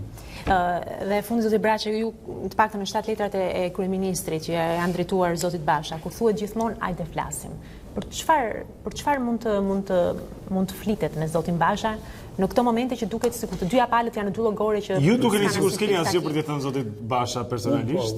Për vetë me çfarë do toleronit ju? Në çfarë do të lëshonit ju? Sepse do të lëshojnë të dyja palët që të arritin marrëveshje apo jo? Kam lexuar topics nga letrat e kryeministrit drejtuar apo kryetarit Partisë Socialiste drejtuar zotit Basha, sepse me thënë drejtën unë nuk jam dakord. Për çfarë nuk jeni dakord? Nuk jam dakord që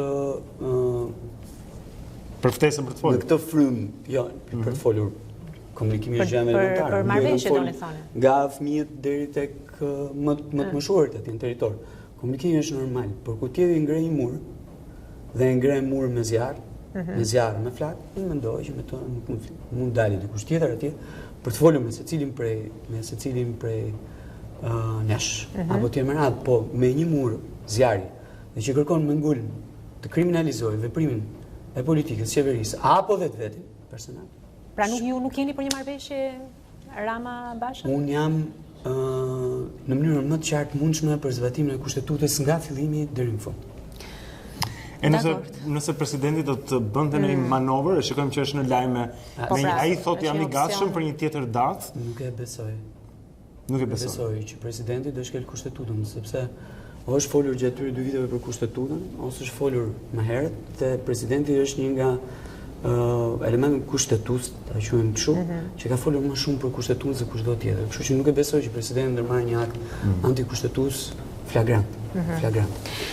Mirë, jemi në fund të emision, por përpara se t'ju lëm, unë do doja, ju keni qenë, ju kujtohet, kjo është era dytë që vini në programin tonë. Ka qenë rreth 3 muaj, kam përshtypjen 3 muaj më parë. Ta që tensionojmë pak situatën. Partizani ende s'kishte fituar, po.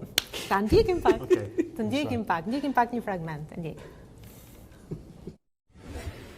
Jam kurioze, më mirë një kupë ngritur nga Partizani apo fitoret në zgjedhjet? Kë do të zgjidhni? Kjo është thjesht gjë, po në thënë drejtën e vetmja kupë që unë dua për këtë vit, sepse zgjedhjet janë një histori tjetër, janë një histori shumë e rëndësishme sa kaq është Partizani. Në thënë drejtën. Një dëshirë për U realizua, në 4 mars e keni thënë këta. Atëherë ishte edhe Juventus, se si që eliminuan koma. Edhe më kujtua tani se ju ishit bardhëzia. Po pra po e mirë, në rregull, kam qenë. Kështu që Partizani po. Kjo dëshirë realizua. Partizani është një gjë, një nga pasionet më të mëdha në këtë gjë. Edhe normalisht kjo u realizua. Si e festuat juve? Mbas 26 vjetësh ishte? Po që pytë më? 26 vjetë. Faj, unë e fillova të festoja gjymë derbi. Pastaj vazhdoj edhe me një nga kandidatët rival brenda partisë, apo kandidatët në këtë zgjedhje që ishte Zoti Gjici, që ju desh që ta pranonte këtë gjë në stadium që ne të shpalleshim kampion. Po në derbi shijoj shumë të tepër se sa me Zotin Gjici. Derbi ishte tjetër histori, ishte tjetër gjë. Prandaj po them pra, të zgjedhjet do duhet të ishte një derbi. Dhe ishte kënaqësi e madhe sepse në krah kisha një nga tifozët historik të Partizanit, ish kryeministri Aleksandër Meksi. Edhe ishte kënaqësi edhe ta ndjeja se si e ndjente ai. Partizanin pas kaq vitesh, apo parë Partizanin që kishte parë më herët në stadium, edhe mora edhe ca kështu mesazhe shumë qarta se si duhet sillet një tifoz në stadium. Korrekt. Një derbi politik. Unë se përmbajtut vetëm. Një derbi në politikë nuk do kishte keq. Derbi politik në popull. Mirë, në rregull, dakor. Në popull. Shumë mirë. Zëvendës kryeministri Erion Braçi zonë sotrim, me cilin folëm për situatën politike që është krijuar këtu në vend në prag të zgjedhjeve që po vinë të 30 qershorit. Do të kthehemi mbas pak, tani ju ftojmë ndiqni këto imazhe nga bota. Profesori Edmond Tupja do të zërven këtu në studio për të mbrojtur 5 fjalë gjuhë shqipe që rrezikojnë të fshihen nga kujtesa për shkak të huajave.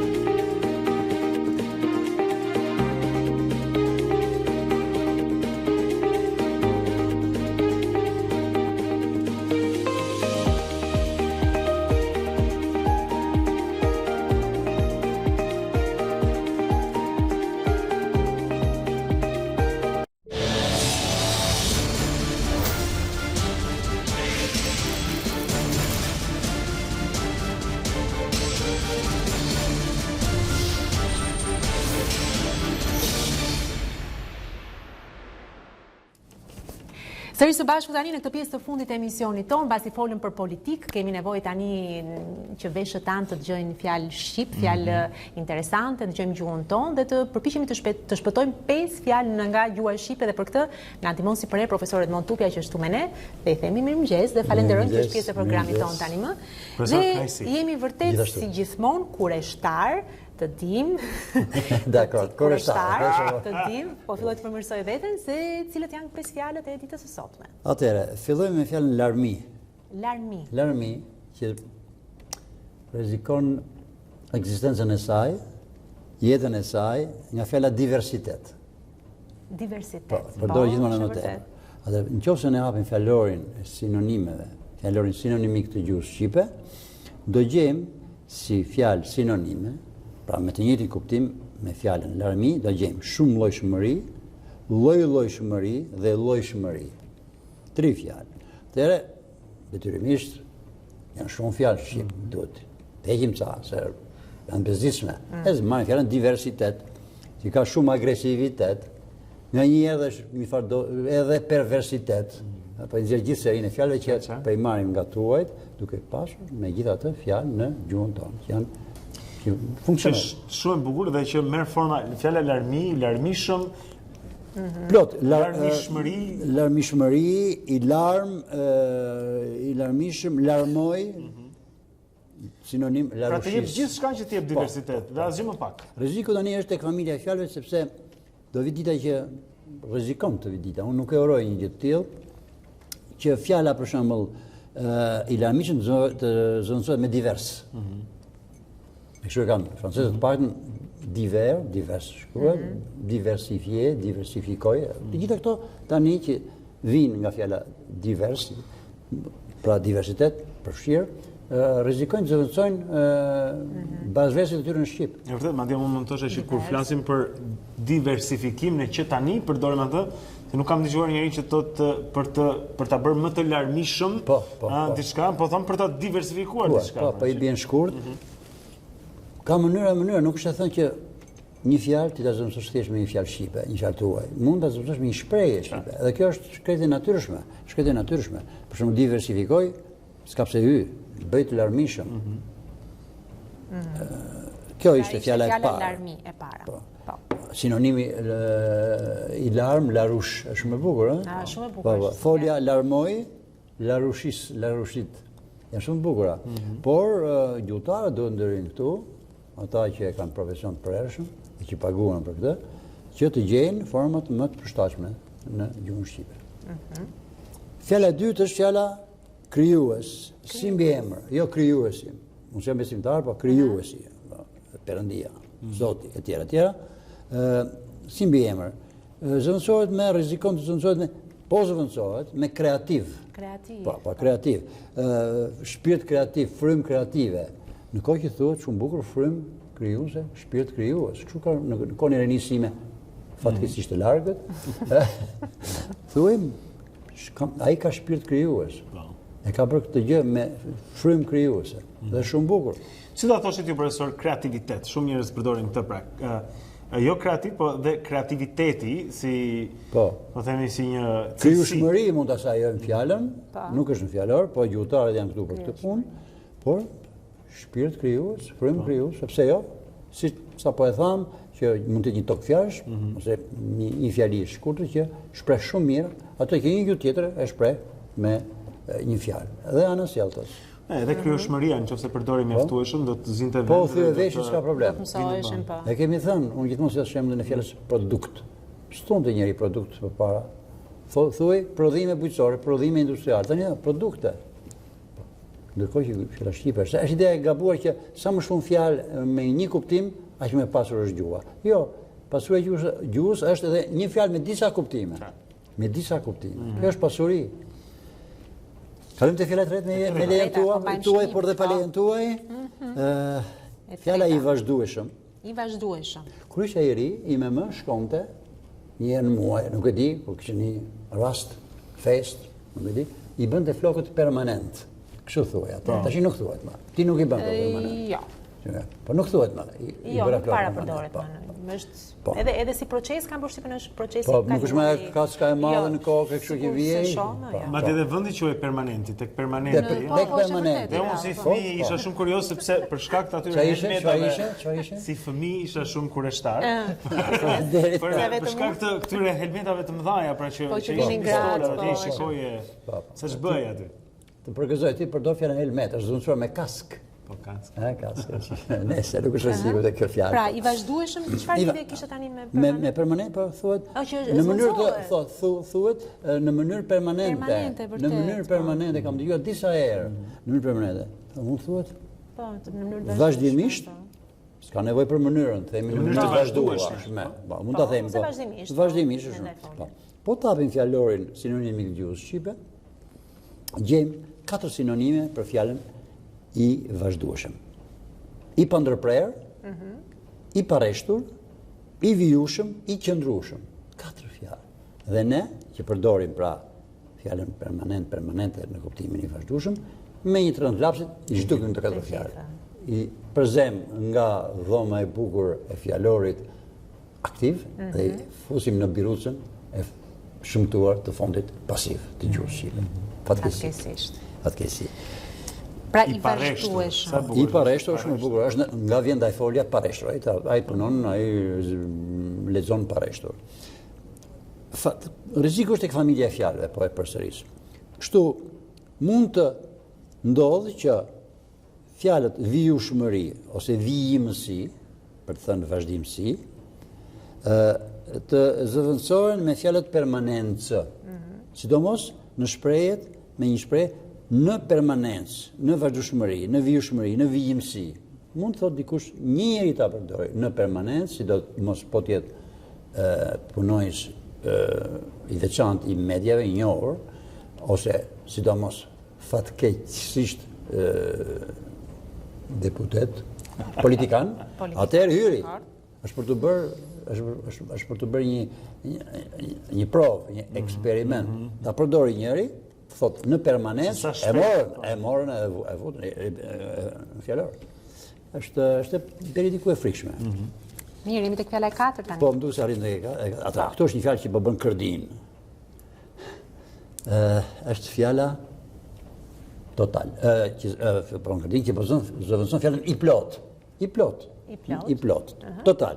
Totali kaq. Kjo është shuma. Shuma ose siç thuhet në gjuhën e matematikës, gjithsej, në fund.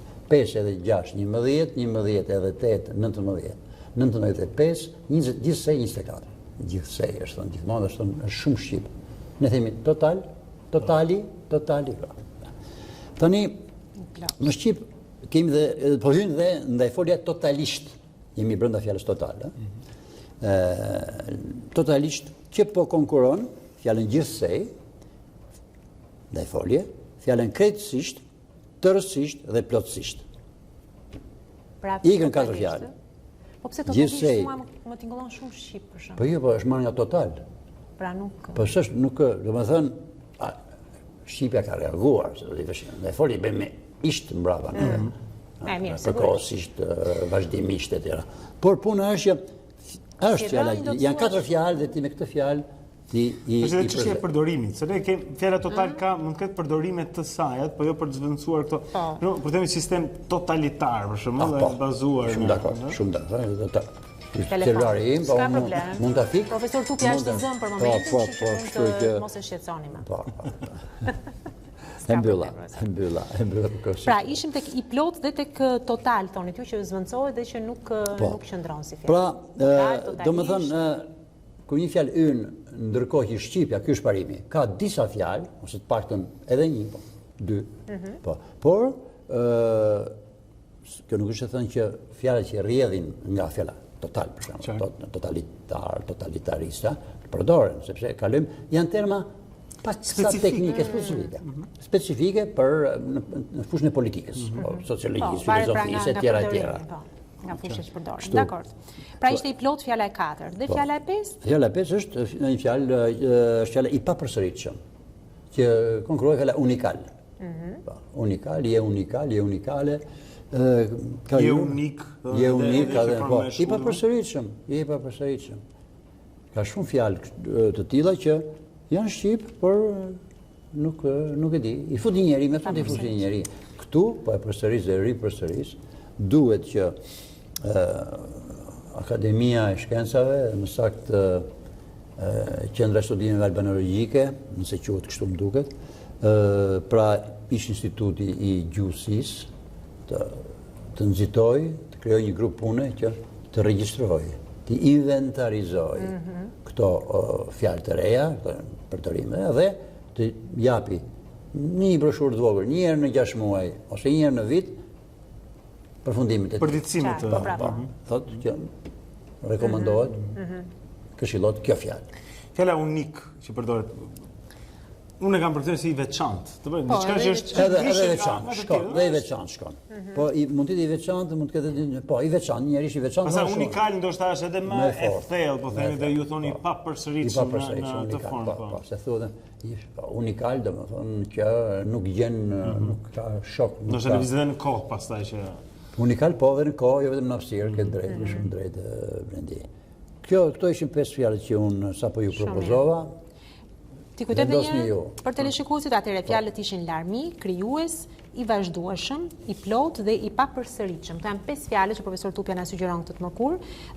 Kini parasysh, përdorini shpesh, pse jo, dhe japin kontributin tonë sa do të vogël për të ruajtur në gjuhën shqipe në fakt.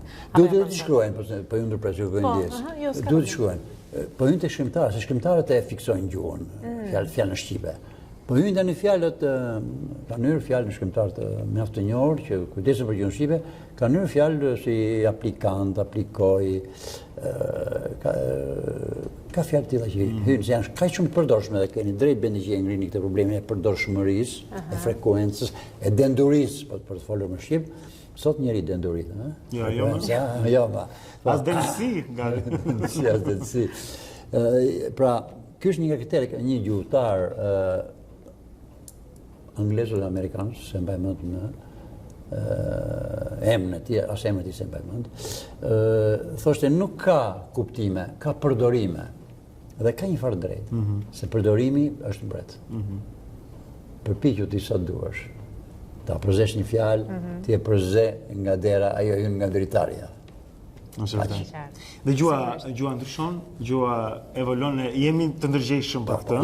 Nuk po mundohemi ta mbajmë gjuhën në një statik, se rilindasit nuk flisin siç flasim ne sot, dhe kjo është normale, po asnjë nuk do të ishte normale nëse do të flisim gjithmonë njësoj, apo ndërsa koha kalon. Që mund ta themi edhe këtë që jemi po hyn fjalë të reja, do hyn fjalë të reja, por duhet më të parasysh respekti i fjalës shqipe. Nëse shqipja ka, duhet dhënë një sinjal i fortë. Kjo fjalë ekziston. Kjo duhet bërë në shkolla, kjo duhet bërë një proces i vazhdueshëm. Kështu shpëtohet gjuha e folur, se gjuha e shkruar është më ndryshe se. Pastaj mbrojtja e pasurisë së gjuhës shqipe, po them nuk e di çfarë nocioni tjetër, po e më vetësisë kështu. Po mbrojtja e pasurisë së gjuhës shqipe bëhet edhe nëpërmjet të lexuarit. Por leximi, po jo lexoj SMS-t që më vinë, ose në Facebook me 5 fjalë, pushtoj botën dhe madje sistemin diellor. Po duhet patjetër që të lexohet. Në vërtet. Ajo e pasuron realisht. Ajo e mban, dhe e mban gjuhën e një individ. Po bashkë dheu që ku fara hedhë rënjë dhe bima mbin.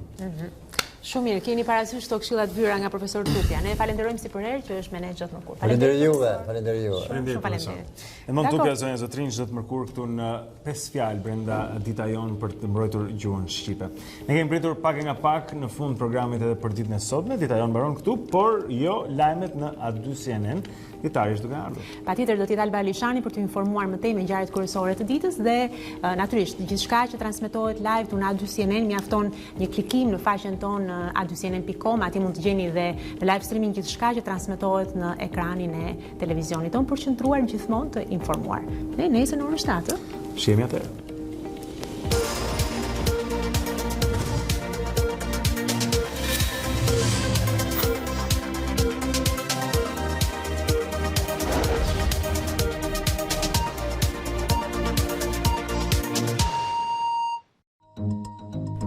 Unë jam Aurona Minga.